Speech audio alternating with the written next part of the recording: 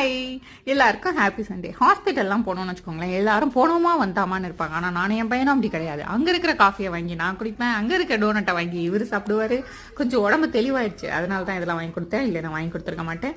இன்னைக்கு காலையில் ஒரு சொதப்பல் ரெசிபிங்க பிரேக்ஃபாஸ்ட்டுக்கு. கோதுமை, இந்த மேகி நூடுல்ஸ்லாம் சாப்பிட்றோம்ல, அதுக்கு வந்துட்டு கோதுமை நூடுல்ஸ் மாதிரி செய்யலாம் அப்படின்னு சொல்லிட்டு இடியாப்பமாக கோதுமை மாவை புழிஞ்சி அதை வந்துட்டு உதிரியா ஆக்கி மேகி மாதிரி செஞ்சு கொடுத்துடலாம் அப்படின்னு நினைச்சேன். ஆனால் ஒழுங்கா வரல. அதனால அந்த மாவை எடுத்து வெல்லம் கலந்து கொஞ்சம் கொழுக்கட்டை மாதிரி பிடிச்சி வச்சுட்டேன். அதுவும் கொஞ்சம் கொலன்னு இருந்தாலும் ஸ்வீட்டா இருந்ததுன்றதுனால என் பையன் சாப்பிட்டுட்டாரு.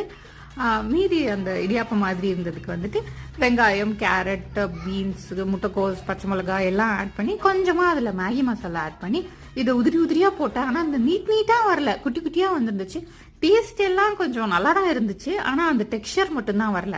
நெக்ஸ்ட் டைம் அந்த டெக்ஸ்சர் எப்படியாவது வர வச்சுட்டோம்னா மேகின்னு நம்பிடுவோம்.